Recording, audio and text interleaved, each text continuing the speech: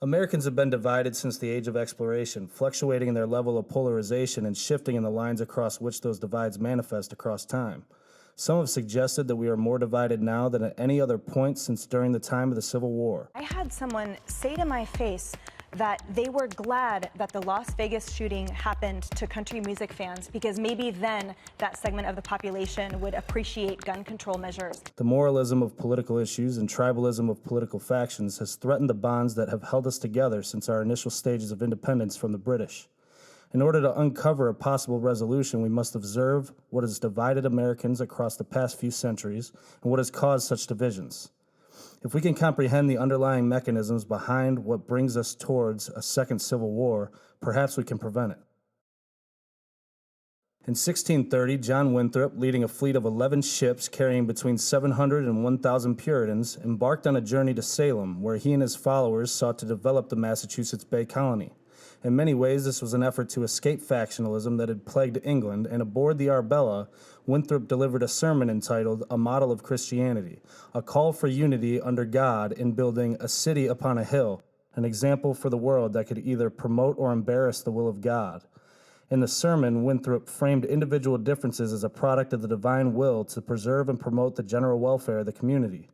He preached, God Almighty in his most holy and wise providence hath so disposed of the condition of mankind, as in all times some must be rich, some poor, some high and eminent in power and dignity, others mean and in submission, ordering all these differences for the preservation and good of the whole. Now the only way to avoid this shipwreck and to provide for our posterity is to follow the counsel of Micah, to do justly, to love mercy, to walk humbly with our God. For this end we must be knit together in this work as one man. We must entertain each other in brotherly affection. However, for all of his talk about the importance of brotherly affection, of offering love to all, even the fiercest of enemies, Winthrop was not above factionalism and was quick to disregard those who challenged his power. This was and remains common among elites who espouse the value of unity, rejecting that principle when challenged by rivals. When John Wheelwright and Anne Hutchinson voiced concerns with the teachings of Massachusetts Bay Colony ministers, Winthrop banished them, proving that differences in the community were only tolerable alongside a homogeneous approach to faith and strict conformity in that regard. Ultimately, this is to be expected, and the trend carries on at every point in American history all the way into the modern day. We have fluctuated between periods of relative unity and of relative division. Whereas the framers of the United States Constitution warned against and sought to prevent factionalism, the country's foundation was rooted in factionalism, a faction of rebels protesting a faction of loyalists. British colonialists, first exploring for material wealth, political power, and religious freedom, grew increasingly more hostile to the Crown's efforts at controlling them. Travelers to the New World constituted some of the most free-thinking and ambitious members of a British population uniquely known for their insubordination, their insolence, their stubborn unwillingness to be governed. Increasing taxation and regulation of the colonies over the century and a half between Winthrop and the Declaration of Independence led colonialists to establish an identity that diverged fundamentally from that of the British, an identity that demanded separation from the British, and an identity that ultimately proved irreconcilable with the British. The Navigation Acts, Wool Act, Hat Act, Molasses Act, and Proclamation of 1763, among other acts of Parliament geared towards regulating the colonies, fueled such divergence and such division. The Townsend Acts of 1767 and 1768, which legitimized parliamentary taxation of the colonies, followed by the Tea Act of 1773, which privileged the British East India Company with duty-free direct exportation of tea to the colonies, undercut the economic interests and independence of those in the Massachusetts Bay Colony. The colonialists dumped 92,000 pounds of tea from a British East India Company shipment into the Boston Harbor, prompting the intolerable acts passed by Parliament as punishment, revoking the sovereignty and previously enjoyed self-governance of the Massachusetts colony. While factionalism fueled the war that prompted American independence, a goal among founders was to prevent the same factionalism that destabilized British domestic politics from transpiring in the newly established independent confederation. Borrowing much of the founding philosophy from John Locke's Second Treatise of Government, published nearly a century earlier, Thomas Jefferson wrote in the Declaration of Independence, after failing to reconcile with the British, "We hold these truths to be self-evident, that all men are created equal, that they are endowed by their Creator with certain unalienable rights, that among these are life, liberty, and the pursuit of happiness. However, when the Articles of Confederation failed to unite the colonies beyond their effort to defeat the British, the U.S. Constitution was concocted, initiating a system of government that sought explicitly to prevent factionalism from corrupting its progress. In Federalist Number 9, Alexander Hamilton explicitly promoted a firm union of utmost moment to the peace and liberty of the states as a barrier against domestic faction and insurrection.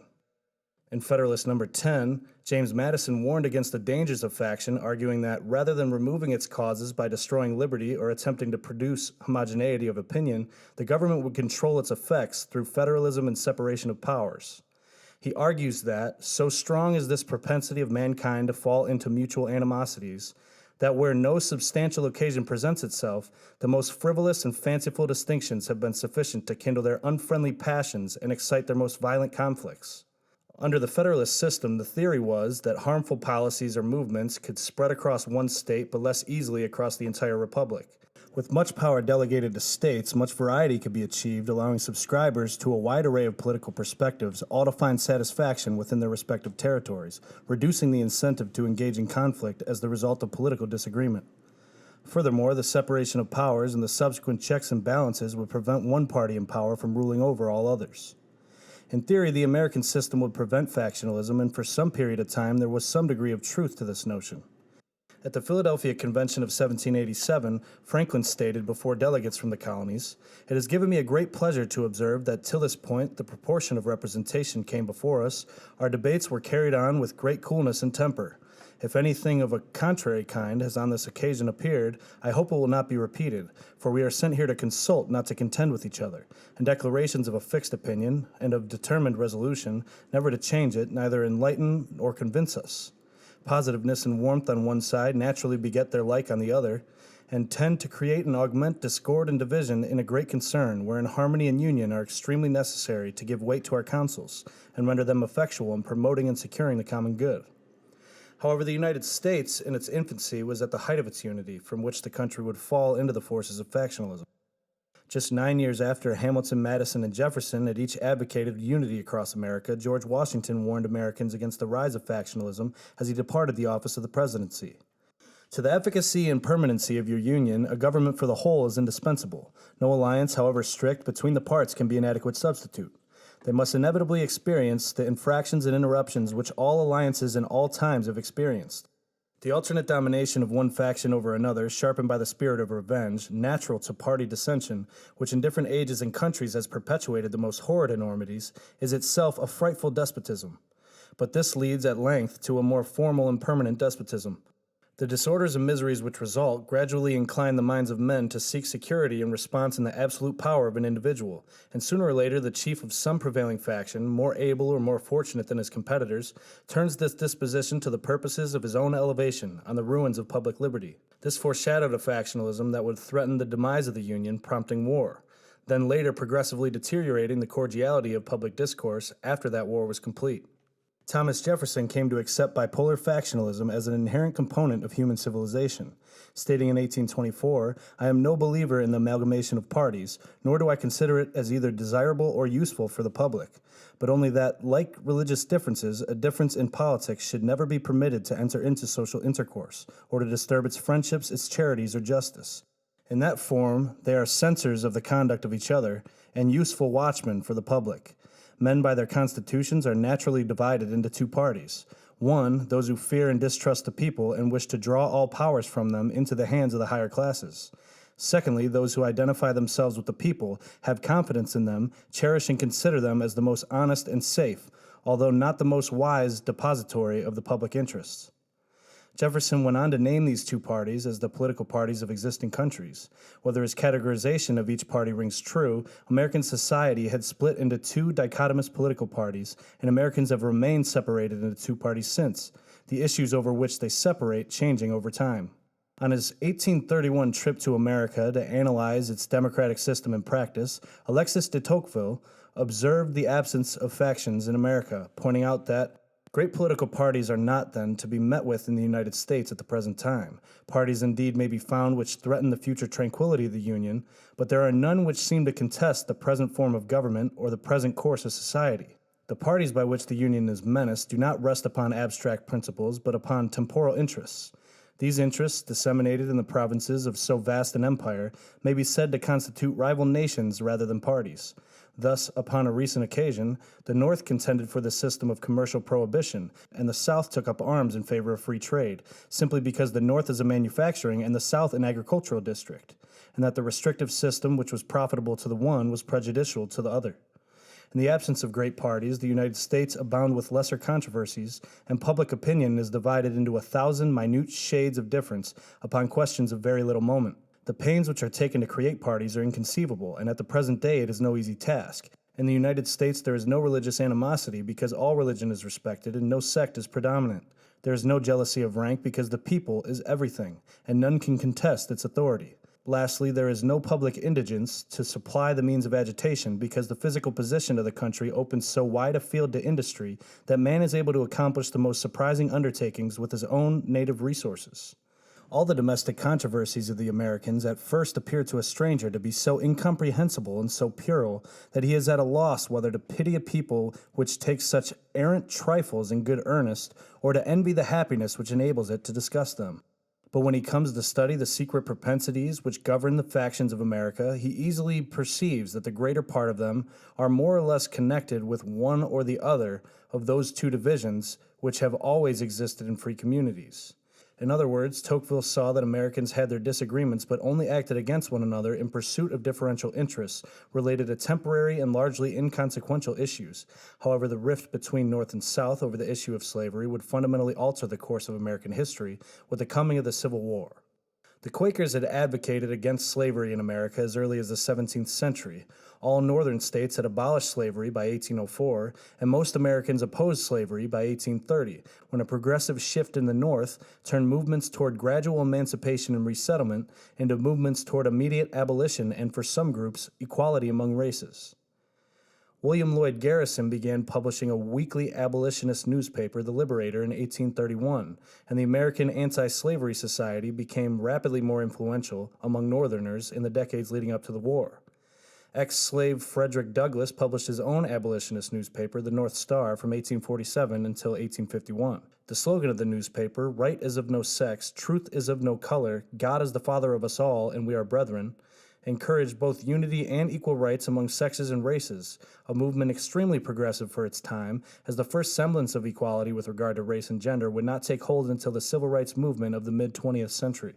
Both pro-slavery factions and abolitionist factions influenced President Abraham Lincoln in his position on slavery, as his primary goal, even to the detriment of all other goals, was the preservation of the Union. After the Dred Scott decision in 1857 held that black people were not citizens and therefore were not protected under the Constitution, Lincoln acknowledged the humanity of black people, sympathizing with their deteriorating condition in American society, but appeased pro-slavery Southerners in arguing to separate the races, prevent amalgamation between them, to restrict the spread of slavery but not abolish it outright, and in other writings and speeches to expel black people from America and ship them to Africa. In his first inaugural address, Lincoln pledged that he had no purpose, directly or indirectly, to interfere with the institution of slavery in the states where it exists. The only substantial dispute, according to Lincoln, was that one section of our country believes slavery is right and ought to be extended, while the other believes it is wrong and ought not to be extended. Overwhelmingly, Lincoln sought to prevent a civil war from breaking out. He pleads with Southerners, "We are not enemies but friends. We must not be enemies. Though passion may have strained, it must not break our bonds of affection. The mystic cords of memory, stretching from every battlefield and patriot grave to every living heart and hearthstone all over this broad land, will yet swell the chorus of the Union, when again touched, as surely they will be, by the better angels of our nature." However, when states claimed secession, Lincoln knew that preservation of the Union required outright abolition of slavery, and the two major factions in America went to war. Just before the war concluded with a Northern victory and Lincoln's subsequent emancipation of slaves, Lincoln said in his second inaugural address, "Both parties deprecated war, but one of them would make war rather than let the nation survive, and the other would accept war rather than let it perish."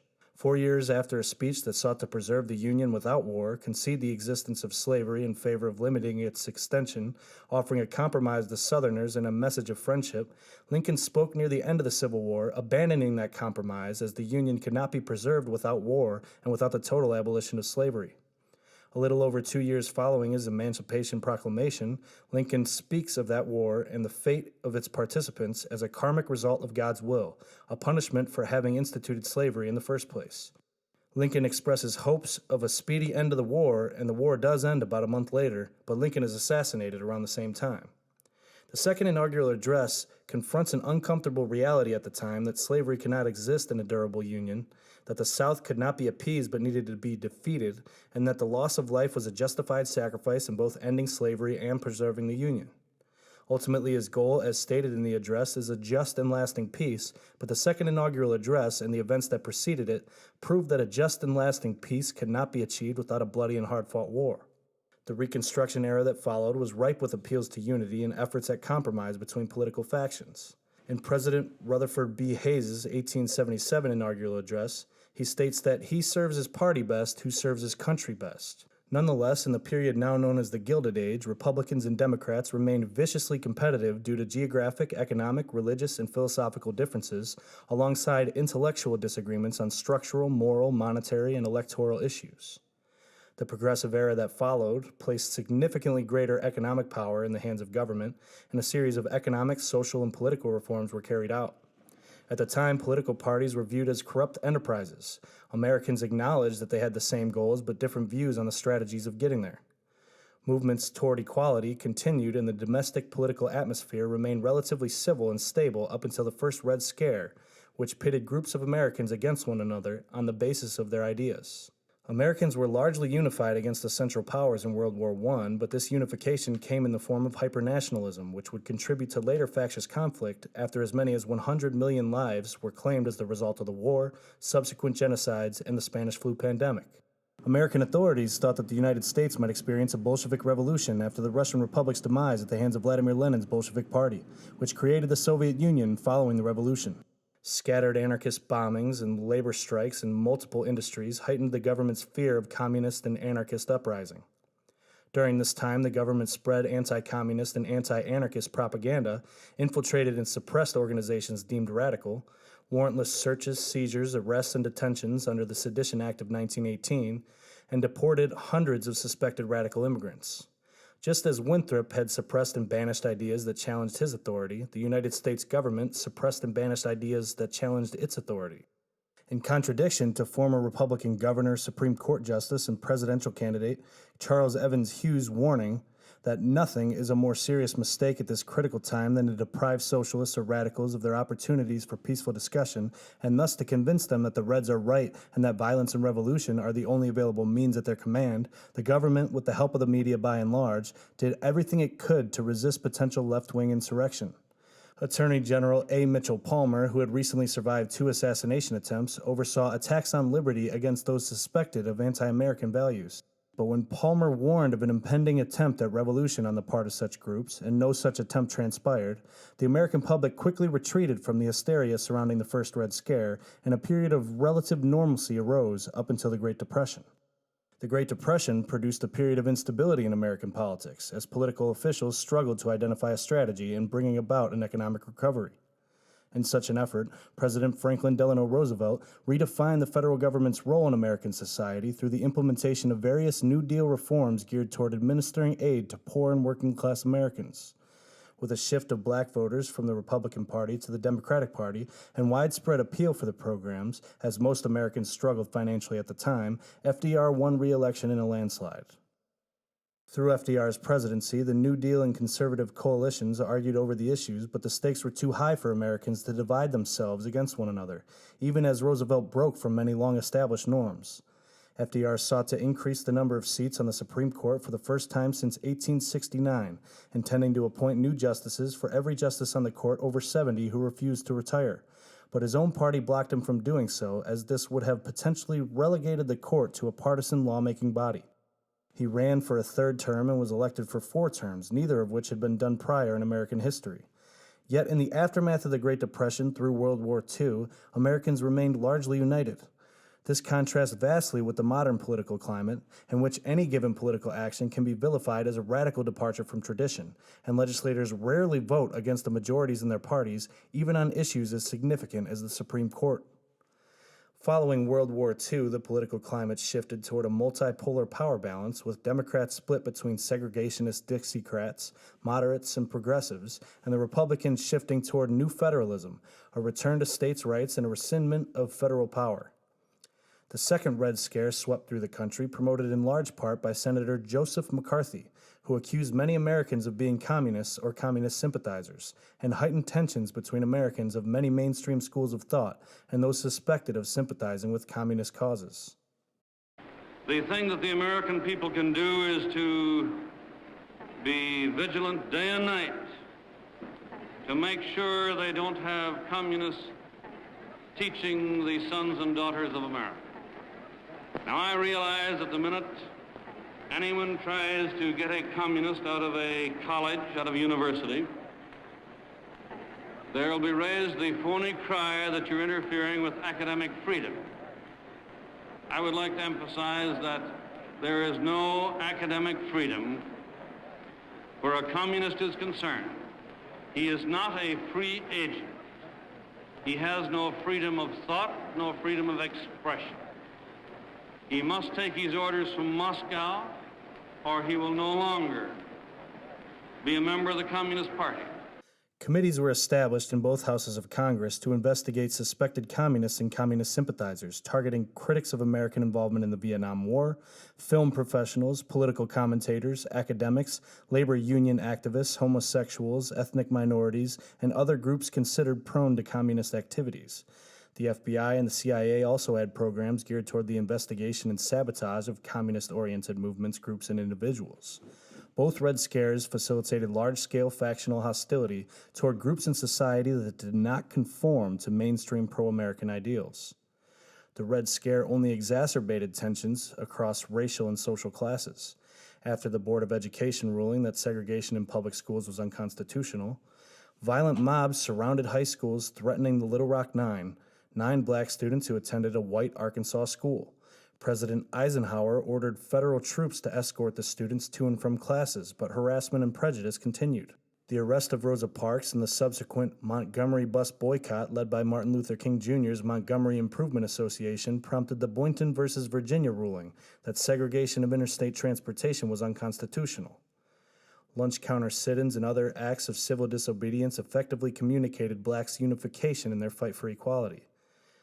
This came not without controversy, as many civil rights leaders were subject to unlawful investigatory practices, psychological torment, physical violence, and several assassinations. But they did achieve important advancements in the fight for civil rights, as Congress enacted the Civil Rights Act of 1964, the Voting Rights Act of 1965, and the Fair Housing Act of 1968 in direct response to the movement.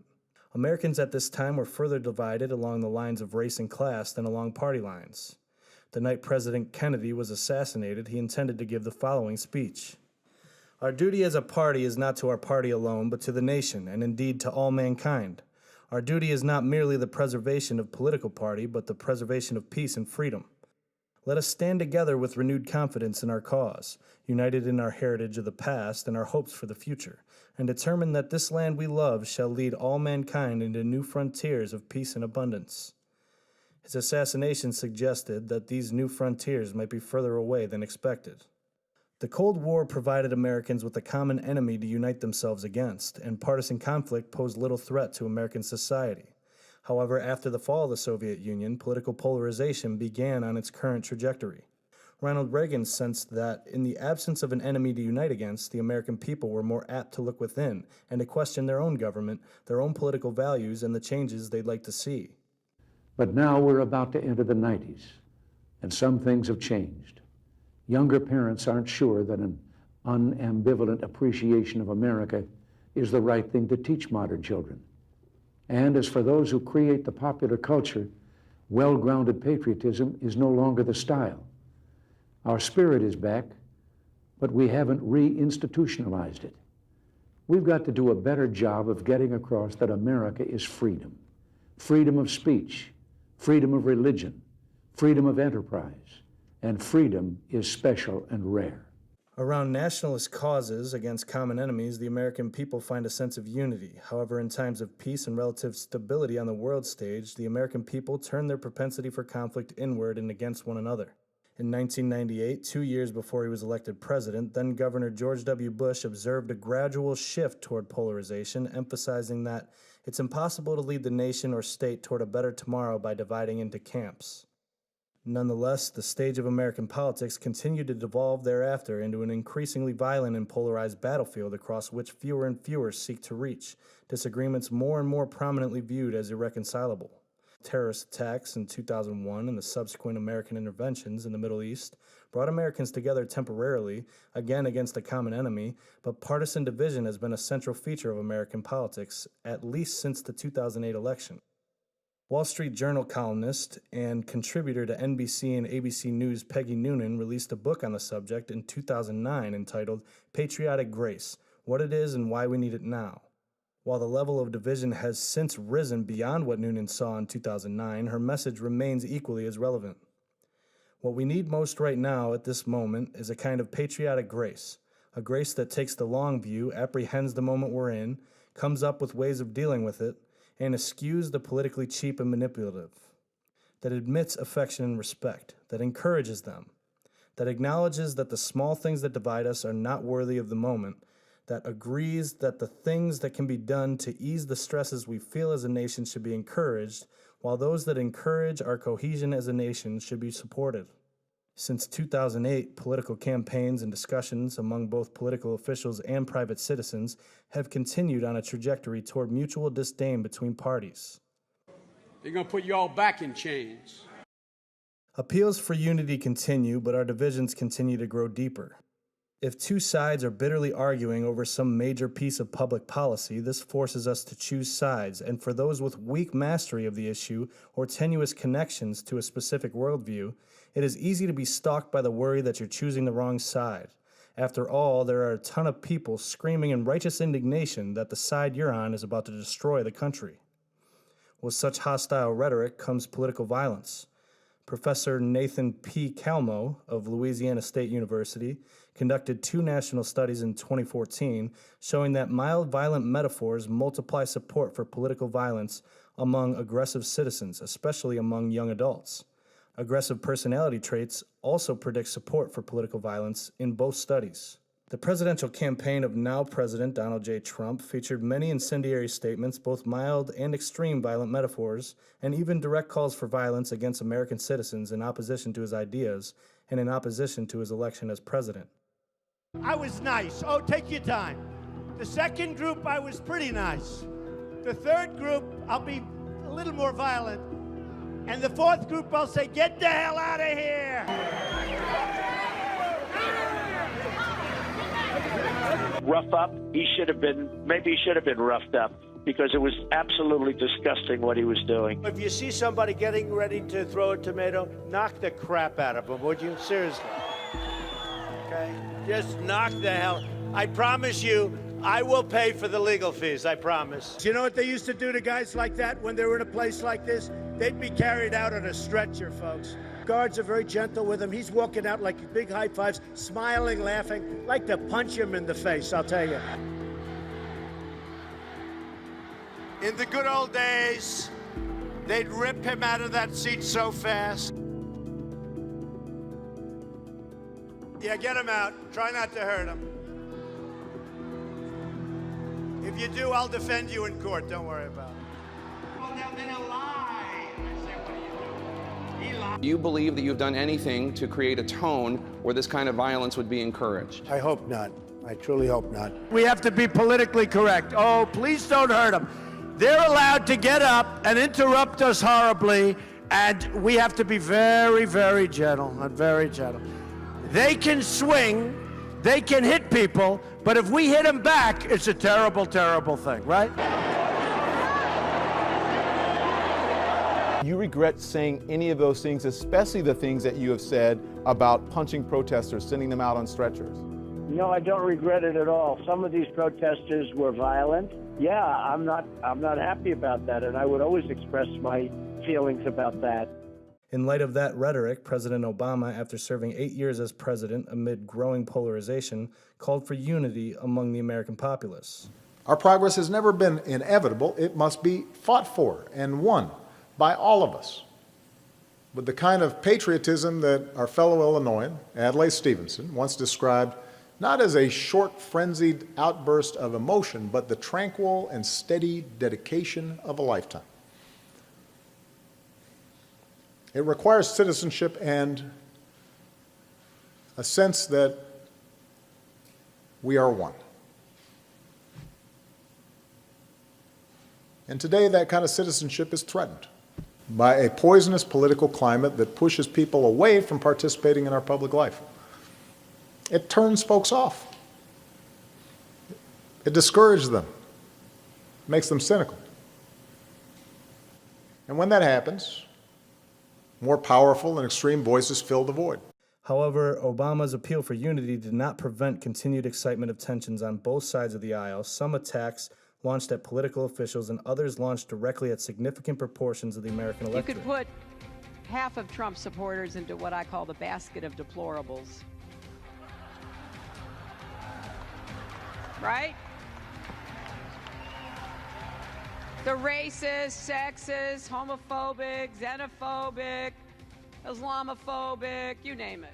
An Illinois gunman who opened fire at members of Congress at a charity baseball game in 2017, shooting House Majority Whip Steve Scalise, among others, frequently cited rhetoric from political officials and pundits in online rants against the Republican Party and its representatives.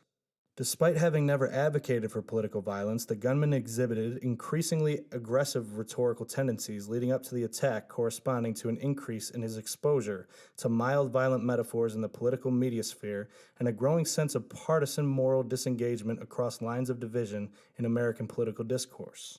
Some even overtly supported the attack, Huffington Post contributor Jesse Benn tweeting that Steve Scalise once called himself David Duke without the baggage. The world would be a better place without him. End of story.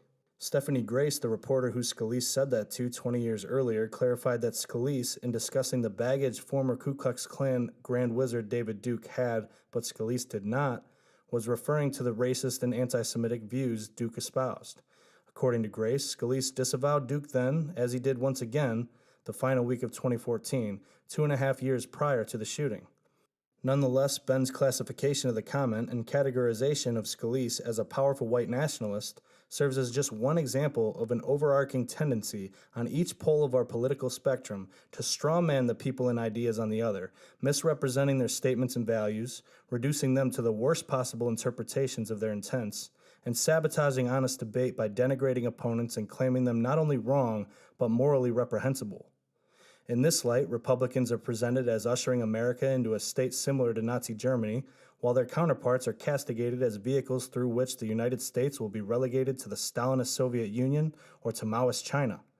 Neither representation comports with reality, but both play a prominent role in sowing the seeds of violent division that gradually carry us into a state of political warfare.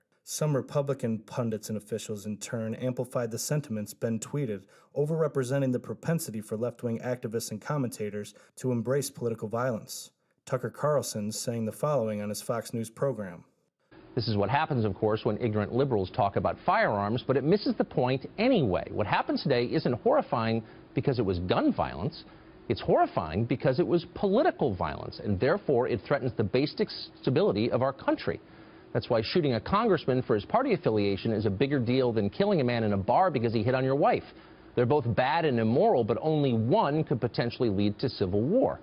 Some on the hard left understand this, and that's why they support it, because political violence could lead to the dissolution of a country they despise, this country. Carlson's analysis correctly asserts that political violence can lead to civil war, but his promotion of the idea that some on the hard left agree with this because they want to destroy the country lends support to the false narrative promoted consistently on his show and elsewhere that American liberals are engaged in a plot to forcibly dismantle and destroy the American system. In contradiction to studies that indicate the vast majority of American liberals hold no such agenda.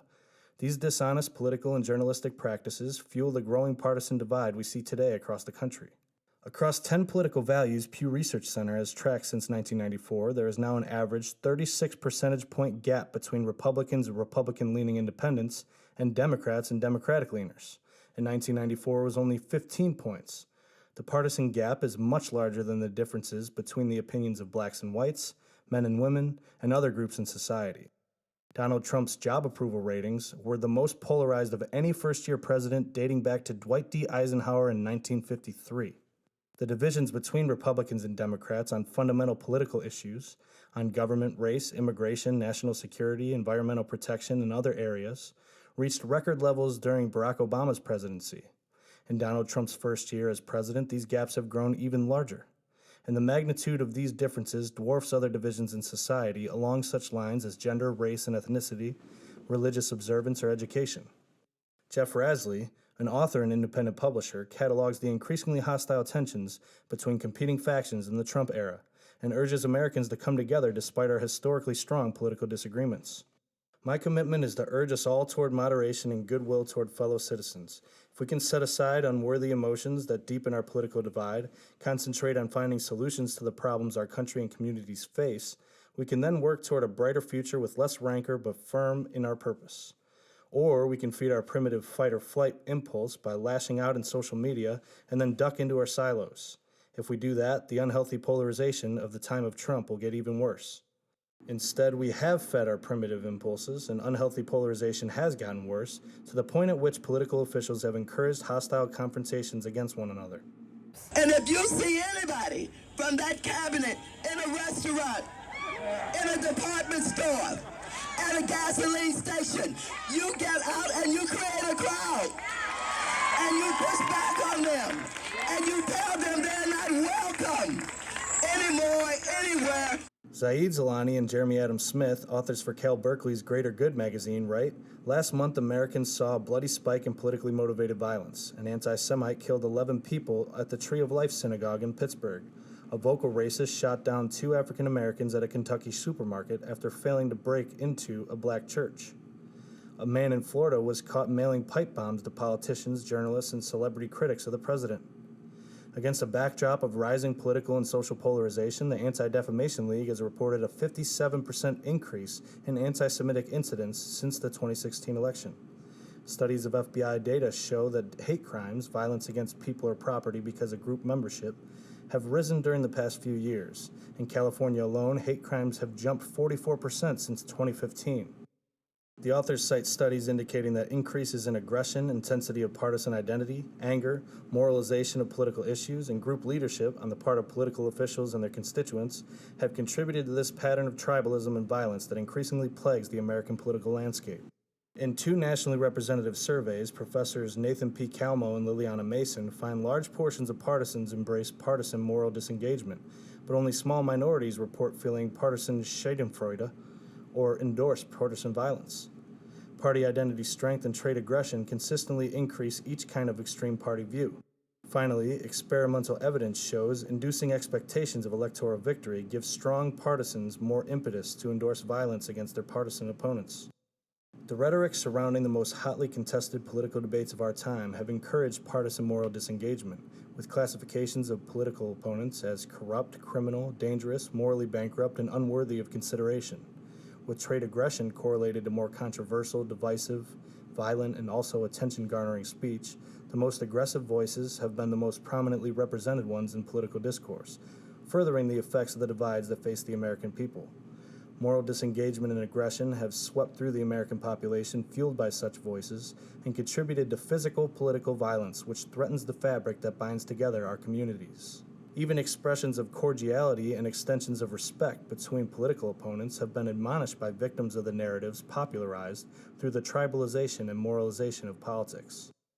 Democratic Senator Dianne Feinstein was ridiculed by social media users just last week for exactly that type of expression, after she exhibited gratitude toward Republican Senator Lindsey Graham for his leadership on the Senate committee overseeing the nomination of Judge Amy Coney Barrett to the Supreme Court. Mr. Chairman, I just want to thank you.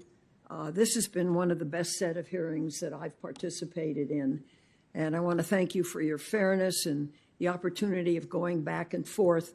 It leaves one with a lot of hopes, a lot of questions, and even some ideas, perhaps some good bipartisan legislation we can put together to make this great country even better. So thank you so much for your leadership.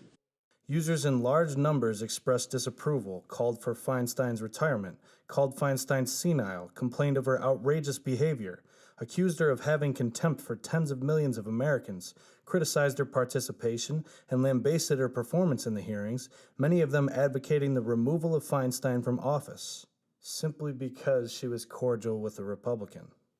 People who disagree with you are neither stupid nor evil, a concept forgotten over the years in American politics. Cordiality and respectful discourse have become taboo in the United States, when such acceptance was once the norm. Politicians over the years have fought for unity but failed up to this point. As Eaton Hirsch, Tufts University professor, cautions, it is time to be very brave enough to speak with people we fear, to face the nuances of our bias, to recognize the frailty of humanity, and to forgive. If these tenets are not put into practice, American society will grow closer and closer to a second civil war.